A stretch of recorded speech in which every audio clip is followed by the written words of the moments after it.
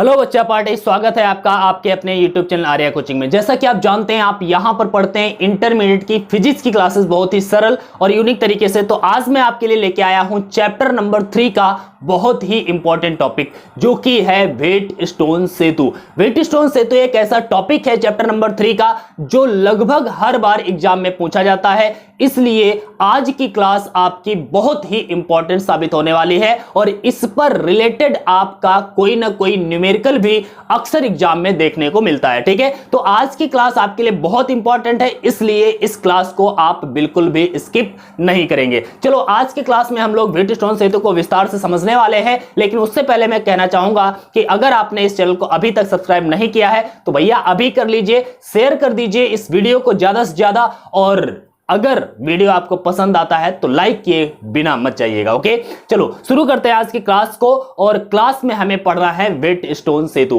Wheatstone bridge होता क्या है, इसमें कंडीशंस क्या है और इसकी संतुलित अवस्था या फिर हम कह सकते हैं संतुलित अवस्था का फॉर्मूला क्या होता है, आज हम लोग इसके बारे में डिस्कस करने वाले हैं। तो याद रखिएगा, व्हीटस्टोन सेतु में 4 या कभी कभी 5 प्रतिरोध आपस में जोड़े जाते हैं, वो भी समांतर चतुर्भुज की भुजाओं के रूप में। समांतर चतुर्भुज की भुजाओं के रूप में 4 प्रतिरोध जोड़े जाते हैं और साथ ही साथ में एक प्रतिरोध जो विकर्ण के रूप में अक्सर जोड़ा जाता है। ठीक है, तो जब भी 4 से 5 आपको प्रतिरोध दिखाई देंगे, समझ लेना वहां पर आपका लगने वाला है व्हीटस्टोन ब्रिज। ठीक है, व्हीटस्टोन ब्रिज का कॉन्सेप्ट क्या है जरा ध्यान से समझते हैं। मैंने आपको बताया कि 4 प्रतिरोध समांतर चतुर्भुज की भुजाओं के रूप में यहां पर जुड़े होते हैं। आप इसको अभी बाद में मैं बता दूंगा कैसे आपको लिखना है। सबसे पहले मैं ग्राफ यहां पर बना करके आपको उससे समझाने की कोशिश करता हूं। ठीक है, एक बात याद रखना, यहां पर हम समझने वाले हैं, याद नहीं करने वाले, क्योंकि रट्टाफिकेशन इस चैनल पर बिल्कुल नहीं चलेगा। चलो, आज हम क्या करने वाले हैं भैया, व्हीटस्टोन सेतु का एक ग्राफ तैयार करेंगे। और यहां पर देखिएगा, मैंने बताया 4 प्रतिरोध हैं जो कि किस रूप में जुड़े होते हैं, समांतर चतुर्भुज की भुजाओं के रूप में जुड़े होते हैं। तो मैंने एक प्रतिरोध मान लिया ये है, एक प्रतिरोध ये है। ठीक है, दूसरा प्रतिरोध इस प्रकार से हम यहां पर दूसरा प्रतिरोध जोड़ देते हैं। ठीक है, तीसरा प्रतिरोध एक और जोड़ देते हैं, तीसरा प्रतिरोध, और चौथा प्रतिरोध एक और जोड़ देते हैं, चौथा प्रतिरोध। कुछ समांतर चतुर्भुज जैसा आपको बना दिखाई देगा। ग्राफ इधर उधर टेढ़ा मेढ़ा बन जाए तो यार अपना समझ लेना, आप अच्छा बना सकते हो। मेरी ड्राइंग थोड़ी बड़ी बेकार है, इसलिए इससे गड़बड़ हो सकता है। मान लिया ये है हमारा ABCD, ये समांतर चतुर्भुज के भुजाओं के रूप में हमने क्या जोड़ दिया है, यहां पर 4 प्रतिरोध जोड़ दिए हैं। इनके नाम दे देते हैं प्रतिरोधों के, एक को P दे दिया, एक को Q दे दिया, एक को R दे दिया और एक को S, PQRS। ठीक है, ओके। हम क्या करना चाहते हैं, इसके किसी एक विकर्ण में, हम इसके किसी एक विकर्ण में एक कुंजी लगा देंगे। कुंजी मतलब यहां पर स्विच होता है, तो हमने एक स्विच लगा दिया और बीच में एक धारा मापी हमने लगा दी है। धारा मापी क्या करेगी, वो धारा को मापेगी। अगर इस परिपथ में, इस वाले तार में धारा बिल्कुल भी थोड़ी सी भी आई तो ये धारा मापी की सुई हिलेगी और हमें पता चल जाएगा कि इसमें धारा आई है। ठीक है, यहां पर स्विच है और स्विच का नाम दे देते हैं K1, हिंदी में बोलते हैं कुंजी। ठीक है, कुंजी K1। एक विकर्ण BD पर हमने एक कुंजी K1 लगा दिया है। दूसरे विकर्ण पर हम क्या करते हैं, तो दूसरे विकर्ण पर हम एक बैटरी लगा देते हैं भैया, एक बैटरी से जोड़ देते हैं और यहां पर भी एक कुंजी को लगा देते हैं। इस कुंजी का नाम दे देते हैं कुंजी K2, सॉरी K2 तो उसको लिख दिया, मैं इसको K2 लिखता हूं, इसको K1 लिख लीजिएगा। ठीक है, यहां पर एक बैटरी लगाई गई है, मान लिया कुछ भी वोल्ट की बैटरी होगी या विद्युत वाहक बल की बैटरी होगी। यहां से भैया धारा बहना शुरू होगी, प्लस वाले टर्मिनल से धारा आएगी। मान लिया इस परिपथ में धारा है I, और धारा I जब बिंदु A पर पहुंचेगी तो आप बताइएगा कि बिंदु A पर पहुंचकर धारा 2 भागों में बट जाएगी। कुछ धारा इधर जाएगी, कुछ धारा इधर आएगी। मान लिया इधर की ओर जाने वाली धारा है I1 और इधर की ओर जाने वाली धारा है I2। ओके, इतना मान लिया। ओके, ये धारा I1 जब बिंदु B पर पहुंचेगी तो I1 धारा बट सकती है, इधर भी आ सकती है, इधर भी आ सकती है। लेकिन हम क्या चाहते हैं, हम व्हीटस्टोन सेतु की संतुलित अवस्था का सूत्र प्राप्त करना चाहते हैं। अभी आपको बताएंगे कि आखिर व्हीटस्टोन सेतु की संतुलित अवस्था का मतलब क्या है। ठीक है, यहां पर जरा समझिए। पहले हम चाहते हैं कि इसमें धारा ना आए, क्या ऐसा संभव है कि ये तार जुड़ा ही रहे और इधर साइड में धारा ना आए? ऐसा संभव कब है? अगर है संभव तो कब है? डेफिनेटली ऐसा संभव है। इतना याद रखना कि यहां से भी I2 धारा जो है, I2 धारा D पर आएगी और D से ये इधर भी जा सकती है, इधर भी जा सकती है, लेकिन इधर नहीं जाएगी। वो कौन सी कंडीशन होगी? जब इस वाले परिपथ में धारा नहीं जाएगी, जबकि परिपथ दोनों सिरों से जुड़ा होगा। ठीक है, वही जो कंडीशन होगी उसी को हम बोलेंगे वेटस्टोन सेतु की संतुलित अवस्था है। वो संतुलन में वेटस्टोन सेतु कहा जाता है जब इस वाले विकर्ण में लगे किसी भी प्रतिरोध में धारा प्रवाहित नहीं हो रही हो। कहने का मतलब है BD में धारा अगर नहीं आएगी तो हम कहेंगे वेटस्टोन सेतु संतुलित अवस्था में है। लेकिन संतुलित अवस्था में होता कब है? ऐसा होगा कब कि बीच वाले में धारा ना हो? ऐसा तभी होगा, अभी देखेंगे, वो कंडीशंस देखेंगे। ठीक है, अभी याद रखिएगा, ऐसा तभी होगा। कब होगा ऐसा तब होगा जब P और Q का अनुपात, इस वाले प्रतिरोध और इस वाले प्रतिरोध का अनुपात, ध्यान से देखना, इस वाले P और इस वाले Q का जो अनुपात है वो बराबर हो जाए इस और इस प्रतिरोध के अनुपात के बराबर, R और S के अनुपात के बराबर हो जाए।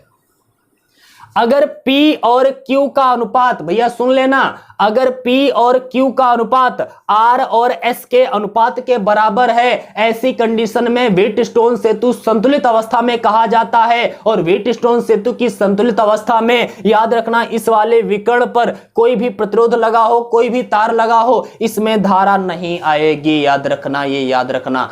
क्यों? क्योंकि वेटस्टोन सेतु संतुलित है। और संतुलित के प्रतिबंध क्या है? संतुलित होने की कंडीशन क्या है? तो याद रखना, संतुलित होने की कंडीशन है कि वेटस्टोन सेतु में लगे किन्हीं दो प्रतिरोधों के संगत प्रतिरोधों का अनुपात अन्य दो संगत प्रतिरोधों के अनुपात के बराबर होना चाहिए। P और Q का अनुपात R और S के अनुपात के बराबर होगा अगर, तो बीच वाले तार में धारा प्रवाहित नहीं होगी। और ऐसी कंडीशन में ही हम इस वेटस्टोन सेतु को संतुलन अवस्था में कहेंगे। बात समझ गए? संतुलन अवस्था हम किसे कह रहे हैं? जब बीच वाले में धारा प्रवाहित ना हो तब संतुलन अवस्था कही जाएगी। लेकिन ऐसा होगा कब? ऐसा होगा तभी जब इन दोनों प्रतिरोधों का अनुपात इन दोनों प्रतिरोधों के अनुपात के बराबर होगा। बात समझ गए? अगर समझ गए तो अब जरा चुटकियों में इस प्रतिबंध को निकालते कैसे हैं, इसका डेरिवेशन हम लोग जरा देख लेते हैं। इसको डेरिवेशन को करने के लिए भैया आपको किरचॉफ के नियम पता होने चाहिए। और अगर आपने किरचॉफ के नियम नहीं पढ़े हैं तो भैया आप डिस्क्रिप्शन में जाइए, आपको एक लिंक मिलेगा वीडियो का, और उस वीडियो पर क्लिक करिएगा, आप पढ़ सकते हैं किरचॉफ का नियम। मैंने पिछला वाला वीडियो यार आपने देखा होगा तो आपको पता होगा, मैंने पिछला वाला वीडियो किरचॉफ के नियम में ही पढ़ाए थे, विस्तार से पढ़ाया था। करीब 35 मिनट की वो क्लास थी और उस 35 मिनट की क्लास में मैंने विस्तार से किरचॉफ के दोनों नियमों को विस्तार से समझाया था। ठीक है, तो अगर आपने नहीं पढ़ाया तो पढ़ लेना। और हम यहाँ पर वेटस्टोन सेतु का जो संतुलन अवस्था का सूत्र है ये हम लोग प्राप्त करने की कोशिश करते हैं। मैंने क्या बताया है अभी तक? वेटस्टोन सेतु। वेटस्टोन सेतु क्या है? तो वेटस्टोन सेतु में चार प्रतिरोध PQRS एक समांतर चतुर्भुज ABCD की भुजाओं के रूप में जुड़े रहते हैं। इसके किसी एक विकर्ण BD के बीच में एक धारामापी G तथा कुंजी K2 लगी होती है, तथा दूसरे विकर्ण AC के बीच एक कुंजी K2 तथा एक बैटरी V लगी होती है। बात क्लियर है? इतना आप लिख सकते हो। सबसे पहले मैं यहां पर लिखूंगा नहीं, लेकिन आप लिख सकते हो। मैं जो बोल रहा हूं आप थोड़ा रोक रोक करके अपना लिख लेंगे। मैं क्या दोबारा बोल देता हूं एक बार। वेटस्टोन सेतु में चार प्रतिरोध भाई, चार प्रतिरोध PQR तथा S समांतर चतुर्भुज ABCD की भुजाओं के रूप में लगे होते हैं। ठीक है, इसके बाद में इसके किसी एक विकर्ण पर धारामापी G तथा कुंजी K2 जोड़ दी जाती है, तथा दूसरे विकर्ण पर एक बैटरी E लिख देते हैं या बैटरी B लिख देते हैं। बैटरी B तथा कुंजी K2 जोड़ दी जाती है। ठीक है, अब यहां पर जरा समझना, बैटरी B से धारा निकलती है I, बिंदु A पर पहुंचती है, दो भागों में बैठती है, I1 इधर I2 इधर। I1 जब इधर आएगी बी पर आएगी और अगर व्हीटस्टोन सेतु संतुलित हुआ, P और Q का अनुपात R और S के अनुपात के बराबर हुआ अगर, तो कहने का मतलब ये है कि व्हीटस्टोन सेतु संतुलित हुआ तो ये धारा I जो है I1 यहां पर पहुंचेगी, इसमें आएगी नहीं, क्योंकि संतुलित है तो इस वाले में धारा नहीं आएगी, मतलब I1 धारा पूरी इधर चली जाएगी और I2 धारा पूरी इधर चली जाएगी। बात क्लियर हुई? इतनी बात क्लियर हुई कि I1 धारा B पर पहुंच करके BC में चली जाएगी और I2 धारा D पर पहुंच करके DC में चली जाएगी। कारण मैंने आपको बता दिया है, क्योंकि व्हीटस्टोन सेतु संतुलित अवस्था में है। ठीक है, अब संतुलित अवस्था का सूत्र ही तो हमें ये डेरिवेशन करना है, तो इसके लिए हम क्या करेंगे, किरचॉफ के द्वितीय नियम का इस्तेमाल करेंगे। किरचॉफ का द्वितीय नियम आपको पता होगा और नहीं पता है तो भैया मैं यहां पर लिख देता हूं, sigma IR equal to sigma E है। ठीक है, और मैंने अप्लाई करना भी आपको बताया था। यहां पर IR का जो गुणनफल है वो हमेशा, अगर हमारा डायरेक्शन धारा की डायरेक्शन में है तो पॉजिटिव लेते हैं, सेम डायरेक्शन में है तो पॉजिटिव, विपरीत डायरेक्शन में है तो नेगेटिव लेते हैं। ठीक है, तो जरा करते हैं, इसमें कोई एक डायरेक्शन ले लीजिए, एक बंद पास बनेगा ABDA। तो एक बंद पास की बात करते हैं। किस बंद पास की आप बात कर रहे हैं, यहां पर मैं लिखता हूं, बंद पास ABDA। एक ये बंद पास है, एक ये बंद पास है। ठीक है, ABDA में। ठीक है, या फिर आप नंबर 1 नंबर 2 डाल सकते हो पहले बंद पास में। तो ABDA में अगर आप देखेंगे डायरेक्शन आपने A से B गए हैं, B से D, D से A। ठीक है, तो ये आपका डायरेक्शन है, मैंने यहां पर चिन्ह से भी दिखा दिया है। अब आप ध्यान से देखेंगे, AB में एक प्रतिरोध लगा है P, एक प्रतिरोध है P जो AB में लगा हुआ है और इसमें धारा है I1। तो यहां पर प्रतिरोध और धारा का गुणनफल ही तो है, तो यहां पर धारा I की जगह पर I1 है और R की जगह पर प्रतिरोध कौन सा है, P है, तो I1P को पॉजिटिव लेंगे, धनात्मक लेंगे या ऋणात्मक लेंगे, ये डिपेंड करेगा डायरेक्शन पर। धारा इस दिशा में जा रही है और हमने जो एरो बनाया है वो भी उसी दिशा में है, ऐसे ऐसे ऐसे घूम के आएगा, तो दोनों का डायरेक्शन सेम है तो ये पॉजिटिव लिया जाएगा, कोई दिक्कत नहीं है।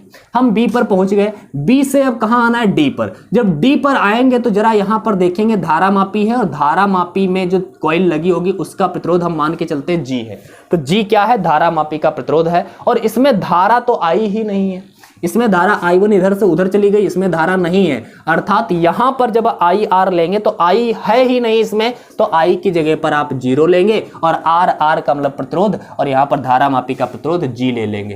ठीक है, तो ये हो गया। इसके बाद में आ गए B से D तक, D से अब आना है A पर, तो D से A पर आएंगे तो इसमें I2 है, क्या है भैया, I2 है और इसके संगत प्रतिरोध है R, तो R है। बात क्लियर है, I2 है और R है। अब यहां पर डायरेक्शन जरा ध्यान से देख लेना कि यहां पर हम D से A की ओर जा रहे हैं और धारा A से D की ओर जा रही है। हमारा डायरेक्शन है ये, धारा का डायरेक्शन है ये, विपरीत डायरेक्शन है तो इसको हमें निगेटिव लेना होगा। ठीक है, तो सिग्मा IR मतलब IR का बीजगणितीय योग तीनों का ले लिया है, बराबर में सिग्मा E मतलब विद्युत वाहक बलों का बीजगणितीय योग। क्या इस बंद पास में कहीं विद्युत वाहक बल लगा है? विद्युत वाहक बल का मतलब है कोई बैटरी लगी हो या कोई सेल लगा हो, तो इस वाले बंद पास में कहीं पर आपको बैटरी या सेल नहीं दिखेगा, अर्थात विद्युत वाहक बल आपका क्या है, 0 है। ओके, यहीं से हम इसको लिख सकते हैं I1P, ये तो 0 हो गया भैया, माइनस I2R बराबर में 0, या फिर I2R उधर कर दे तो I1P बराबर में I2R उधर जाएगा, I2R समीकरण 1 बन के तैयार हो गया। समझ गए ये बात, समझ गए ना, पक्का समझ गए। ओके, अब दूसरे बंद पास में यही कहानी शुरू करो, ध्यान से देखना, यही डायरेक्शन हम ले रहे हैं।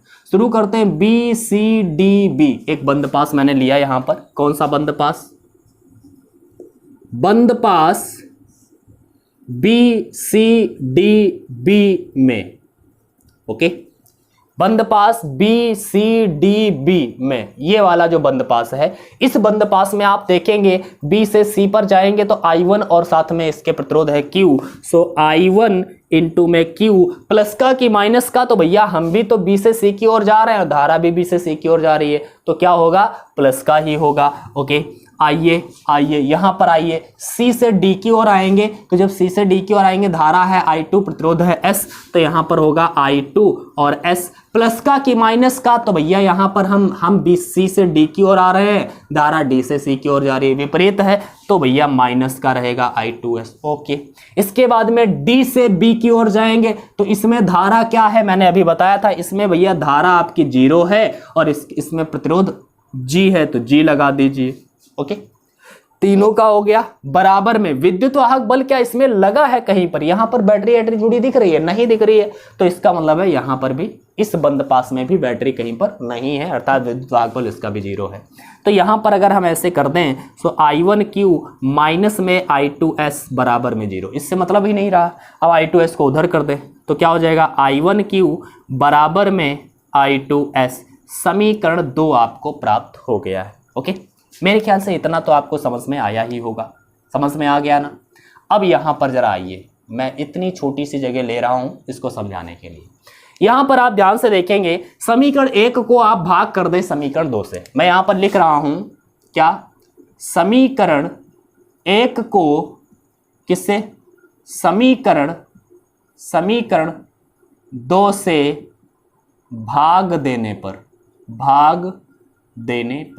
ओके, चलो भाई दे देते हैं।